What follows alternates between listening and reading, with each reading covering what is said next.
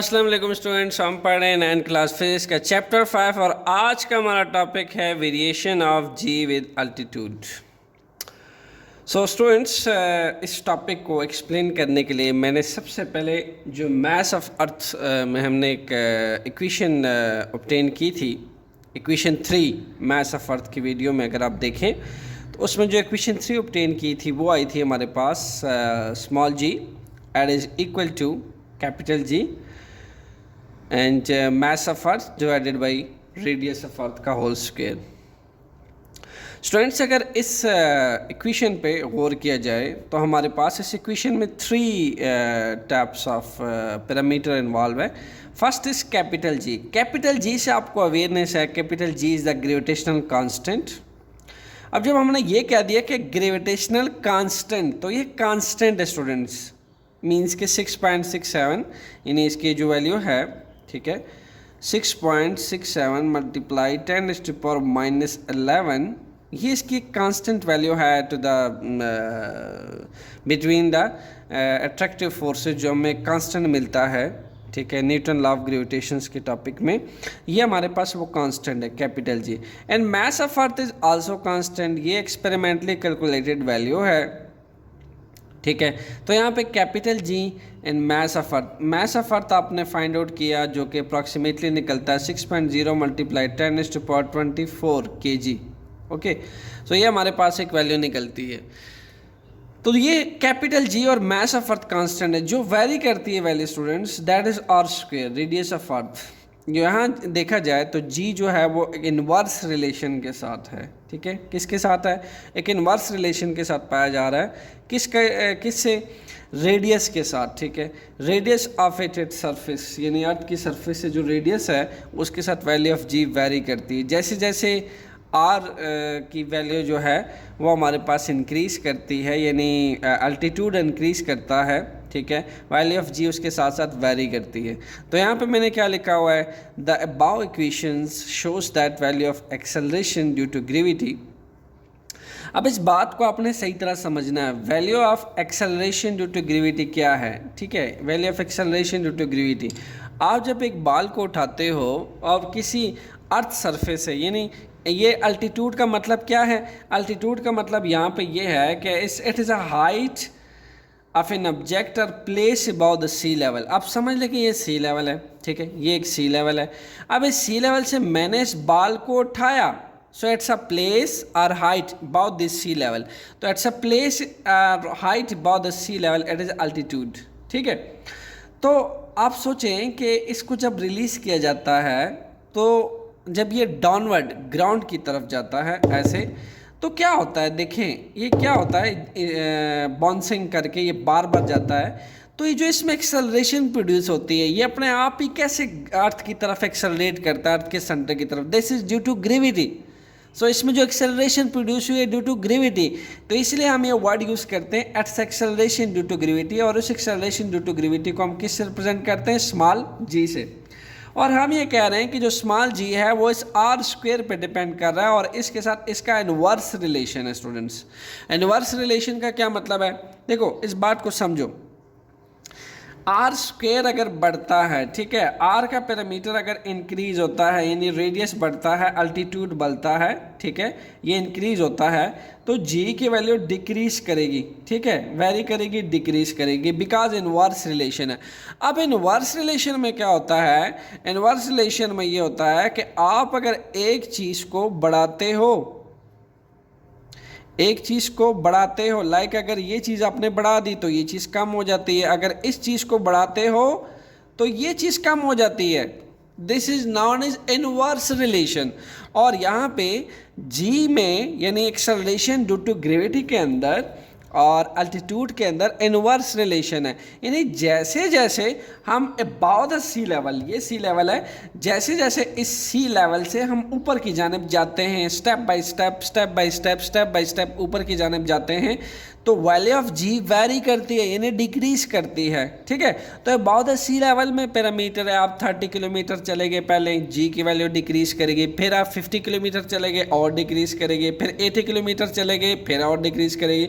सो ये हम कहाँ से जा रहे हैं? ये हम अबाउ द सी लेवल चल रहे हैं, ठीक है, अबाउ द सी लेवल चलते जा रहे हैं, तो this is what actually, this is altitude. Okay, और हमें ये बताया गया इस एक्सप्रेशन से कि जैसे जैसे हम आर को, ठीक है, आर का फासला अर्थ के सरफेस से बढ़ाते चले जाएं, यानी अबाउ द सी लेवल जाएं, the value of g will be decrease decrease decrease decrease decrease, step by step decrease करती चली जाएगी, ठीक है। ये तो था जो मास ऑफ अर्थ में हमें एक्सप्रेशन मिला था, वहाँ से हमने इस चीज़ को कंक्लूड किया कि कैसे ये वेरी करती है। अब आगे हम इसको चंद पॉइंट्स की फॉर्म में मज़ीद इसको अच्छा समझने की कोशिश करते हैं। नेक्स्ट हमने लिखा है कि it does not remain constant. Students, it does not remain constant का क्या मतलब है? देखो, जब आप अर्थ पे होते हो, ठीक है, यानी बिल्कुल close to the surface of the earth होते हो, बिल्कुल लाइक दैट, और आपने ऑब्जेक्ट को प्लेस किया हुआ है अर्थ के सरफेस पे, ठीक है, क्लोज्ड हैं, बिल्कुल आप सी लेवल की सरफेस पे हैं, आप बिल्कुल सी लेवल में फिर रहे हैं, एंड दैट केस तो ये वैल्यू कांस्टेंट होती है, ठीक है, उस केस में तो ये वैल्यू 10 ms-2 होती है। बट व्हाट अबाउट कि अगर आपने, जैसा कि इस फिगर में दिखाया गया है, ऑब्जेक्ट को सी लेवल से या अर्थ की सरफेस से ऊपर उठा लिया है, ठीक है, ये अर्थ का सेंटर है, सपोज किया, मैं मान लेता हूँ कि अर्थ का सेंटर है, मैं इस अर्थ की सेंटर से स्टोन बॉल को ऊपर उठाता हूँ किसी अल्टीट्यूड पे, तो सवाल ये पैदा होता है, either the value of g in that case will be constant, the answer is no, it will not remain constant, it will vary. Why? Due to this reason, because g is in inverse relation with r square. If r square will increase, g will decrease. g decrease करेगा, तो जैसे ही मैं इसको अर्थ के centre से या सी level से ऊपर को उठाऊंगा तो g की वैल्यू डिक्रीज करेगी। So it doesn't remain constant at any altitude, at any height h, ठीक है, the g of value at any height h, तो मैं कह सकता हूँ g value at any height h is inverse relation with r square, ठीक है, किसी हाइट एच पे, यानी इस हाइट एच पे, इस हाइट एच पे, इस हाइट एच पे, जैसे जैसे अल्टीट्यूड बढ़ रहा है तो हमारे पास इनवर्सली जो है जी की वैल्यू डिक्रीज करेगी।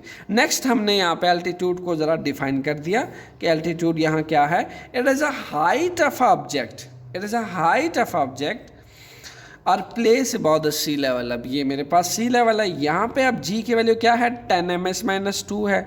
Every object which lie on the surface of the earth, it's value remain constant for those type of object which remain on the surface of the earth, this is 10 ms-2। Last time भी आपने पढ़ा था कि 10 Newton पर kg की force लगाता है वो ग्रेविटेशनल फील्ड स्ट्रेंथ कहलाती है। तो जो ऑब्जेक्ट्स अर्थ की सरफेस पे लाई करती हैं, सी लेवल पे होती हैं, उन पे तो 10 ms-2 की ग्रेविटेशनल एक्सेलरेशन एक्ट कर रही होती है, जो उसको अर्थ के सरफेस से अर्थ के सेंटर की तरफ डायरेक्ट करके खींचती हैं, ठीक है, होल्ड रखती हैं। लेकिन जैसे हम सी लेवल से ऊपर की जाते हैं तो अल्टीट्यूड क्या कहता है, it's a height of an object, it's a height. So ये क्या है, ये हाइट है ऑब्जेक्ट की, किससे, अबाउ द सी लेवल, या फिर ये प्लेस है, ये ऐसी जगह है जो अबाउ द सी लेवल है। तो ऐसी प्लेसेस, ऐसी जगह जो अबाउ द सी लेवल होती हैं, this is known altitude. And altitude का जो रिलेशन है ग्रेविटेशनल एक्सेलरेशन के साथ, ग्रेविटी के साथ, दैट इज इनवर्स। और जैसे जैसे अल्टीट्यूड हाईली हाइट पे या हाईली प्लेस पे चलता चला जाता है तो हम क्या देखते हैं, वैल्यू ऑफ जी डिक्रीज करती चली जाती है। सो अब इस फिगर को कंसिडर करते हैं, ठीक है। हम जब अर्थ की सरफेस पे ऑब्जेक्ट पड़ा होता है, ठीक है, ऑब्जेक्ट यहाँ पे कहीं यहाँ पड़ा है, कहीं यहाँ पड़ा है, तो स्टूडेंट्स तब तो हम ये कहते हैं कि ये जो ऑब्जेक्ट है, यानी इसका जो अर्थ के सेंटर से फासला है, दैट इज़ रेडियस आर, यानी मैं इसका डिस्टेंस इन दोनों के सेंटर के बीच में फासला ले सकता हूँ, ये रेडियस आर है। इन दोनों के बीच में डिस्टेंस लूँगा तो दिस इज़ रेडियस आर, ठीक है, ये दोनों के सेंटर के बीच में। बट जब हम अर्थ के सरफेस अबाव आ जाते हैं, किसी एल्टीट्यूड पे आ जाते हैं। लाइक जैसे ये मैस देख रहे हैं आप, ठीक है, ये ब्लॉक है ऑब्जेक्ट का, ठीक है, ये हमने अर्थ के सी लेवल से उठा दिया, उसको ऊपर को पिक कर दिया, ठीक है। यानी ये समझ लें कि ब्लॉक पहले ऐसे पड़ा हुआ है, इसको मैंने किसी एल्टीट्यूड पे उठा दिया, ठीक है। तो क्या अब ये आर रहेगा? नो स्टूडेंट्स, आर नहीं रहेगा, बल्कि ये जो रेडियस ऑफ अर्थ है ये हम इक्वल लेंगे किस चीज़ के? It will be equal to radius of R, और जितना वो ऑब्जेक्ट किसी हाइट एच पे मौजूद है, ठीक है, जितना वो ऑब्जेक्ट किसी हाइट एच पे मौजूद है, यानी कि मैंने इसको सी लेवल से उठा लिया। अब ये ऑब्जेक्ट जितना सी लेवल से अर्थ के सेंटर से जिस हाइट एच पे है, उतना वो रेडियस के अंदर हम क्या कर देंगे? ऐड कर देंगे। अब रेडियस ऑफ अर्थ तो एक्सपेरिमेंटली कैलकुलेटेड है, 6.4 मल्टीप्लाई 10⁻⁴। अब इस रेडियस ऑफ अर्थ के अंदर जितने हाइट पे कोई जितने एल्टीट्यूड पे कोई ऑब्जेक्ट होता है, वो उसके रेडियस में वो वैल्यू ऐड कर दी जाती है। तो जो आपको इक्वेशन 1 नज़र आ रही थी, ठीक है, वैल्यू ऑफ जी के लिए ये वाली, ये इसको रीफॉर्म कर लेते हैं हम इस फिगर के लिए, और उस केस में हम आर को इक्वल करेंगे आर प्लस एच। यानी एच क्या है? वो हाइट है, जिस अल्टीट्यूड पे, जिस हाइट एच पे वो ऑब्जेक्ट सी लेवल से अबाव पाया जा रहा है, ऊपर पाया जा रहा है, तो उतनी हाइट अर्थ की रेडियस में ऐड कर देंगे। तो यही formula, the above formula will become equation 3। इसीलिए हमने कहा कि consider a body of mass m, so consider this body at have a mass m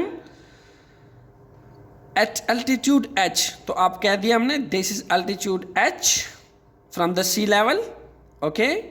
next क्या कहा? The distance of the body from the centre of earth becomes r plus h. So in that case, the distance of the body from the center of the earth, like take this is center from the earth, so distance of that body from the center of the earth will taken now r plus h, क्योंकि ये अब क्या है? ये altitude है, किसी h पे ये ऑब्जेक्ट मौजूद है, so it will become r plus h।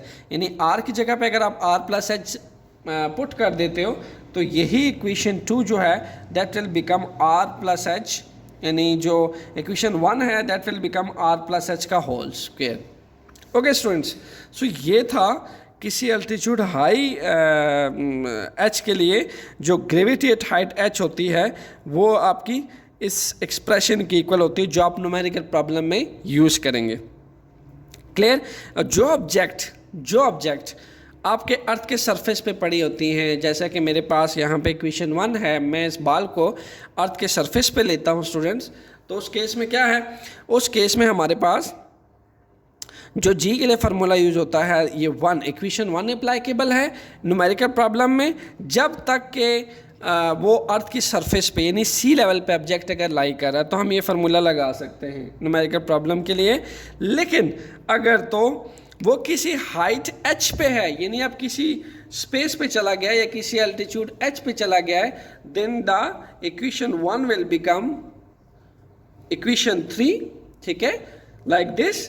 और हम जैसे ऑर्बिट हो गए, सैटेलाइट्स हो गए, प्लैनेट्स हो गया, मून हो गया, इन तमाम की जो रिवोल्यूशंस के लिए जो above the sea level objects हैं जो रिवॉल्व कर रही हैं, ठीक है, उनके लिए जो फार्मूला हम यूज़ करेंगे वो हम यूज़ करेंगे इक्वेशन 3 न्यूमेरिकल प्रॉब्लम में। All those objects which it in altitude h, like this ball, like the orbits, like the planets, like the sun, moon, इन तमाम के लिए अबाउ द सी लेवल के लिए इक्वेशन 3 जो है एज आ फार्मूला यूज़ होगा न्यूमेरिकल प्रॉब्लम के अंदर, बिकॉज वो हम लेते हैं अल्टीट्यूड एच पे, रेडियस ऑफ अर्थ के साथ उनका अल्टीट्यूड एच हम ऐड करते हैं, सम करते हैं। ओके सो स्टूडेंट्स, अब हम ये प्रूफ करते हैं कि वैल्यू ऑफ जी जो है वो कैसे डिक्रीज़ करती है जैसे जैसे हाइट एच इंक्रीज़ करती है। सो इसके लिए हमने इक्वेशन 3 लेनी है। ज़ाहिर सी बात है, जब हम किसी हाइट एच की बात करेंगे या किसी एल्टीट्यूड की बात करेंगे तो उसके लिए हम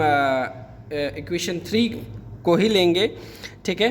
तो सबसे पहले केस लेते हैं, हम ये कहते हैं कि अगर हम केस नंबर 1 लेते हैं कि अगर एफ हाइट एच जो है इसके अंदर अगर हम हाइट जो है, ठीक है, वो हम 1 रेडियस कर दें, ठीक है। अगर एच जो है that become one radius. One radius का क्या मतलब है, यानी जितना अर्थ का रेडियस है उसके सेंटर से, ठीक है, जितना अर्थ का रेडियस है उसके सेंटर से हम उसके सेंटर के बराबर, ठीक है, हम उसके सेंटर के बराबर इतनी हाइट अचीव कर लें, ठीक है, वन अर्थ रेडियस ले लें, ठीक है, वन अर्थ रेडियस ले लें, तो उस टाइम जो ग्रेविटेट हाइट एच जो है वो क्या होगी, व्हाट विल क्या वो कितनी डिक्रीज कर चुकी होगी। Let's proof mathematically. अब देखें यहाँ पे हम ये कह देते हैं कि g h, so put h is equal to 1r and that formula. अगर आप इसको पुट करते हैं in that case you will feel that कि जी एच जो है that will be become 1/4 time जो है विद रिस्पेक्ट टू अर्थ ये डिक्रीज कर जाएगी। यानी अर्थ पे तो आपके पास क्या है, अर्थ पे इसकी वैल्यू है 10 ms-2, और अगर ये 1/4 टाइम होती है तो आपके पास यही वैल्यू क्या बन जाएगी, 2.5 ms-2। स्टूडेंट 10 ms-2 से सडनली डिक्रीज होके कितनी हो जाएगी, 2.5 ms-2 हो जाएगी, सिर्फ और सिर्फ अगर ऑब्जेक्ट को हम जितने अर्थ का रेडियस है इसके रेडियस के बराबर अगर ऑब्जेक्ट को हम इतने हाइट एच पे पिक कर लें, उठा लें, ठीक है, इन दैट केस हमारे पास जो एक्सप्रेशन हो जाएगा, ठीक है, पुट करने के बाद वो हमारे पास 1/4 time to the total value of g जो सी लेवल पे मौजूद है उससे इतनी डिक्रीज कर जाएगी। स्टूडेंट्स यही वैल्यू आप अपने तौर पे भी फाइंड आउट कर सकते हैं। कैपिटल जी आपके पास मौजूद है, मास ऑफ अर्थ भी आप जानते हैं, रेडियस ऑफ अर्थ भी आपको पता है। जस्ट अगर आप रेडियस ऑफ अर्थ को 1 टाइम लेते हैं, यानी 1 अर्थ रेडियस लेते हैं, यानी रेडियस को 2 दफ़ा सम करें और फिर उसका स्क्वायर लें, then you will feel that के जो ग्रेविटी होगी at the height h it will decrease to 2.5 ms-2 with respect to earth. So हम ये कह सकते हैं g h will become 1/4 with respect to earth, with respect to earth। Students second thing यहाँ पे आप देखो कि ये रेडियस है और ये हाइट है, कोई हाइट एच है, और हाइट एच मैंने कितनी ली थी, 1 अर्थ रेडियस ली थी। तो वैसे भी अगर आप पुट करते हो 1r प्लस इसको भी 1r लेते हो तो 1 + 1 क्या आता है, 2 का होल स्क्वायर लो तो क्या आता है 4। तो इसका मतलब ये है कि मैं रेडियस जो अर्थ का रेडियस है उस जितनी हाइट ले लूँ तो जो ग्रेविटी सी लेवल पे है, ठीक है, उससे 1/4 टाइम जो वैल्यू ऑफ जी एच है वो डिक्रीज कर जाती है as compared to the value of g and the surface of the earth. So मज़ीद इसको देखते हैं कि अगर हम केस 2 में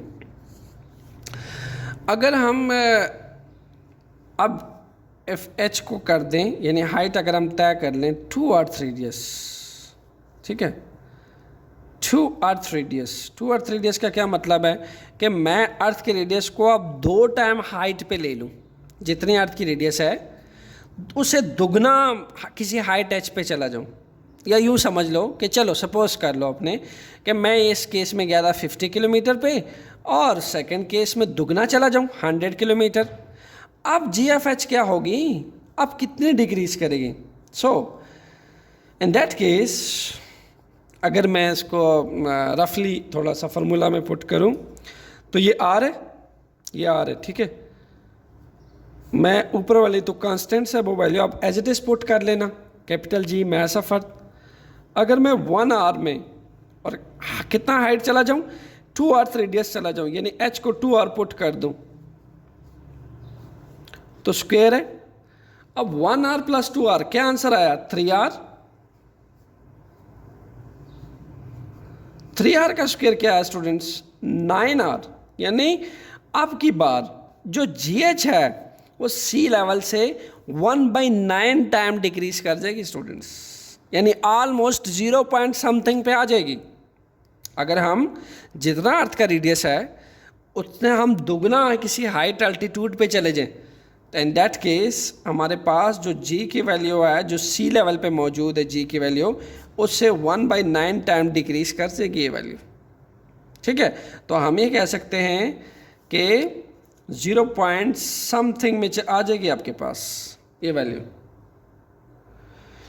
ठीक है, तो इसका मतलब ये है कि जैसे जैसे हम अल्टीट्यूड पे जाते हैं, किसी हाइट h पे जाते हैं, जैसे जैसे अबाउट द सी लेवल जाते हैं, ये आंसर मैथमेटिकली आंसर भी ये शो कर रहे हैं कि when we go to height h, हमारे पास जो वैल्यू ऑफ GH है, ठीक है, it will decrease decrease decrease and so on. इसी तरीके से स्टूडेंट्स कुछ आपको मैं कुछ डिस्टेंसेस लिख के देता हूँ, उस पर आपने कमेंट्स करके मुझे लाजमी बताना है। ठीक है, कमेंट बॉक्स में आपने बताना है कि मुख्तलिफ डिस्टेंसेस पे आपके पास वैल्यू ऑफ GH क्या आई, ताकि आप ख़ुद से जान सकें कि कैसे हम किस हाइट ऑफ एल्टीट्यूड पे जाते हैं तो वैल्यू ऑफ GH डिक्रीज करती है। फर्स्ट ऑफ ऑल आपने इसको कैलकुलेट करना है 200 किलोमीटर पे। ठीक है, यानी उस केस में आपने h की वैल्यू 200 किलोमीटर पुट करनी है, फिर आपने इसका आंसर निकालना है। ठीक है, एंड सेकेंडली फिर आपने इसको कैलकुलेट करना है 1000 किलोमीटर पे। जब आप अबाउट द सी लेवल से 1000 किलोमीटर पे चले जाएं, आप इस केस में ये तमाम मैं आपको h की वैल्यूज़ दे रहा हूँ। ठीक है, ये h की वैल्यूज़ हैं, आपने इसको क्वेश्चन में पुट करके आंसर निकालना है अपने तौर पे। ठीक है, और सेकेंडली अगर लेट सपोज हम अब 5000 किलोमीटर ऊपर चले जाते हैं, ठीक है, इन दैट केस ये आपको हाइट गिवन है, आपने तमाम केसेस में GH बताना है किसी हाइट h पे क्या होगी। GH की वैल्यू कैलकुलेट करनी है और GH के लिए आपको फार्मूला गिवन है, आपने h की जगह पे ये वैल्यूज़ पुट करनी है, बाकी सारी वैल्यूज़ तो आपको पता है। एंड एट द लास्ट आप इसको चेक करेंगे 30,000 किलोमीटर पे। ठीक है, आप 30,000 किलोमीटर पे आपको h गिवन है, इस पे भी आपने GH बताना है। स्टूडेंट्स दो वैल्यू के लिए तो चले मैं आपको बता देता हूँ। हम जब अबाउट द सी लेवल से जब हम 200 किलोमीटर पे, ये सी लेवल है, सी लेवल से 200 किलोमीटर एल्टीट्यूड पे आ जाते हैं, एंड दैट केस हमारे पास जो GH की वैल्यू है ये कितनी रह जाती है, ये रह जाती है 9.23 मीटर पर सेकेंड स्क्वायर। आप अपने तौर पे भी निकाल लीजिएगा। एंड जब हम 1000 किलोमीटर पे जाते हैं, यानी यहाँ पे अगर हम 200 में थे, 1000 किलोमीटर पे जाते हैं, उस केस में हमारे पास स्टूडेंट्स जो ये वैल्यू रह जाती है 9.23 मीटर पर सेकेंड स्क्वायर से भी डिक्रीज होकर कितनी रह जाती है, ओनली 1.49 मीटर पर सेकेंड स्क्वायर। अभी जो बाकी दो वैल्यूज़ हैं फॉर 3 एंड 4 GH आप कैलकुलेट करोगे एंड देन आपने कमेंट बॉक्स में लिखना है कि GH की वैल्यू कितनी डिक्रीज हुई। आइए स्टूडेंट्स बढ़ते हैं कुछ मज़ीद इन्फॉर्मेशन की तरफ कि कैसे एक्सेलरेशन वेरी करता है ग्रेविटी h के साथ, acceleration due to gravity. Students अक्सर ये एग्ज़ाम में क्वेश्चन पूछ लिया जाता है कि आपसे कहा जाता है कि is there any difference of the value of G at the pole of the earth and at the equator of the earth। ये जो आपको दो नज़र आ रहे हैं ये आपके पास अर्थ के इक्वेटर्स हैं ये, और ये आपके पास पोल्स हैं, इसको मैं P कह देता हूँ। ये अर्थ है, होल अर्थ है। अब आपको ये फिगर सबसे पहले समझनी होगी। स्टूडेंट्स जो अर्थ है that is not perfect sphere, keep in mind that is not perfect sphere. Earth जो है एक ओवल शेप्ड की है, ठीक है, ऐसी अर्थ ऐसे दिखती है, प्रैक्टिकली अर्थ ऐसे है, it is not perfect sphere. So that's why जो अर्थ की फ्लैटरिंग है, ठीक है, पोल्स के ऊपर, अगर मैं इसको सेंटर मान लूँ, ठीक है, इसको मैं सेंटर मान लूँ, ठीक है, ये अर्थ का सेंटर है। अब आपके पास अगर देखा जाए तो इस सेंटर से पोल तक का जो रेडियस है वो कम दिखता है, और इस सेंटर से इक्वेटर तक का जो रेडियस है वो स्टूडेंट ज़्यादा है, ठीक है, क्योंकि अर्थ एक परफेक्ट स्फीयर नहीं है, it's not like a perfect sphere. So the radius of the earth is minimum at the poles, you can see that. अगर आप पोल्स पे देखें तो ये मिनिमम है, लेकिन इक्वेटर पे देखें then the radius of earth is maximum at the equator. तो हम क्या कह सकते हैं, हमें आंसर यहां से मिल जाना चाहिए, GH 1 और आर स्क्वायर। अब अगर हमारे पास रेडियस ऑफ द अर्थ, ठीक है, अगर मैं फॉर पोल्स के लिए बात करूं, फॉर पोल्स, अब पोल्स में देखो कि अगर ये अर्थ परफेक्ट स्फीयर नहीं है तो पोल्स पे अगर रेडियस ऑफ अर्थ कम है तो उस केस में अगर ये वैल्यू हमें कम मिलती है तो G जो है वो इंक्रीज करता है, ठीक है, for what, for it poles. Similarly अगर हम इसको इक्वेटर्स के लिए देखें, फॉर इक्वेटर,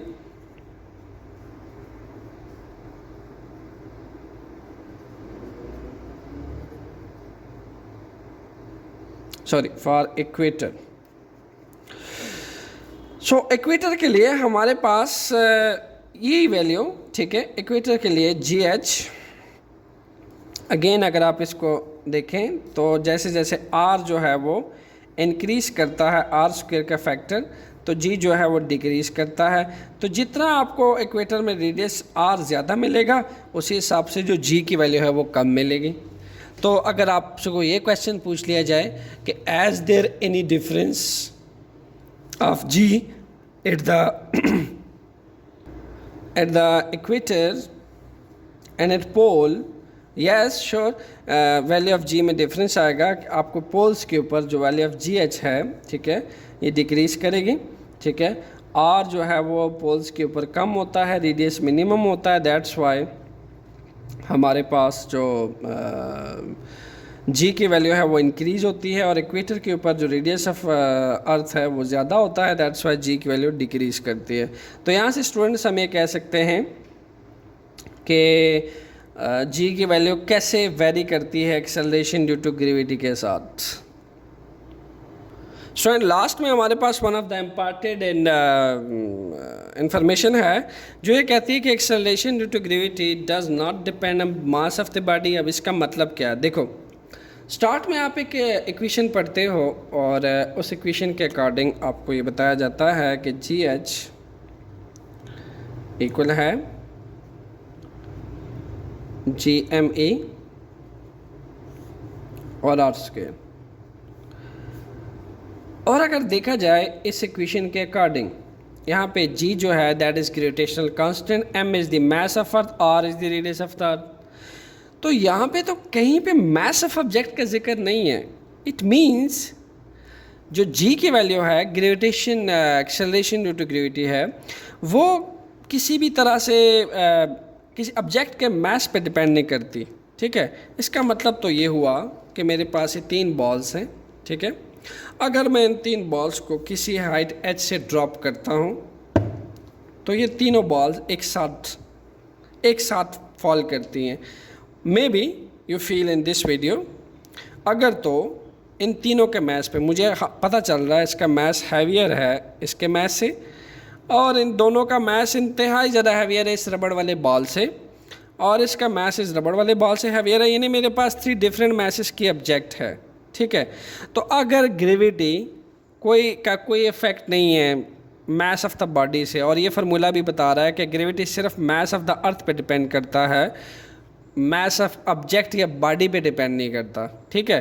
तो उसके अकॉर्डिंग मैं अगर इन तीनों बॉल्स को किसी हाइट h से ड्रॉप करूं तो इन तीनों को एक साथ फॉल करना चाहिए, ये दो बॉल्स, लुक एट दैट, एक साथ फॉल कर रही हैं, इवन दो कि इनके मैसेज डिफरेंट है। सो मैं अब एक रबड़ वाली बॉल ले लेता हूँ इनके साथ। Yes, they fall at the same time, ठीक है, ये they touch the ground at the same time, look at that. तो ये मुझे क्या बता रहा है, ये मुझे बता रहा है कि जो ग्रेविटी एच है, value of g, value of g is independent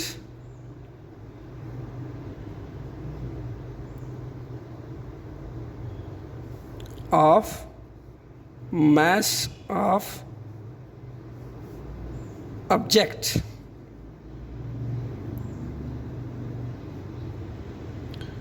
So it only depend on the और स्क्वायर मीन्स के ये जी की वैल्यू इन तीनों बॉल्स के लिए कब इफेक्टिव होगी, जब मैं सी लेवल से इन तीनों बॉल्स का फासला बढ़ाता चला जाऊंगा और मैं एच ऐड होता जाएगा, अल्टीट्यूड ऐड होता जाएगा, तो मैं क्या होता जाएगा, जी की वैल्यू डिक्रीज होती जाएगी, बिकॉज दोनों में क्या है, इनवर्स रिलेशन है, इसके बढ़ने से ये कम होती है। बट चीज़ों के मैसेज के साथ, इन ऑब्जेक्ट के मैसेज के साथ इसका इससे कोई फ़र्क नहीं पड़ता, ठीक है, क्योंकि जी की value mass of the object पे डिपेंड नहीं करती। सो ये था students one of the interesting lecture about the acceleration to gravity, जिसमें आपने सीखा कि कैसे जो है वो जी की वैल्यू अल्टीट्यूड के साथ साथ डिक्रीज करती है। इसके बारे में क्वेश्चन पूछा जाता है, why the value of g vary from place to place. इन तमाम सवालों का जवाब जैसा कि is there any difference of the value of g at the equator and the pole of the earth, तो उसका आंसर भी आप देख चुके कि कैसे वेरी करता है, क्योंकि पोल पे रेडियस कम होता है अर्थ का और इक्वेटर पे रेडियस ज़्यादा होता है। दैट्स वाई पोल पे value of g students due to minimum radius ज़्यादा होती है और इक्वेटर पे ड्यू टू मैक्सिमम रेडियस कम होती है। तो ये डिफरेंसेस आप देख चुके हैं कि कैसे आपकी वैल्यू ऑफ जी जो है वेरी करती है एंड डिफरेंट ओरिएंटेशन। इसी हिसाब से आपके पास acceleration due to gravity doesn't depend on the mass of the body, ये भी आप देख चुके हैं कि कैसे अगर आप 3 डिफरेंट मैसेज के 4 डिफरेंट मैसेज के ऑब्जेक्ट को लेते हैं तो इन दैट केस आप देखते हो कि वो मास पे डिपेंड नहीं करता बल्कि अल्टीट्यूड एच पे डिपेंड करता है, ऑब्जेक्ट के अल्टीट्यूड एच पे। So this is today lecture. At the end of this lecture put your comment how you feel. Enjoy physics with me and stay tuned for upcoming lecture. Thank you.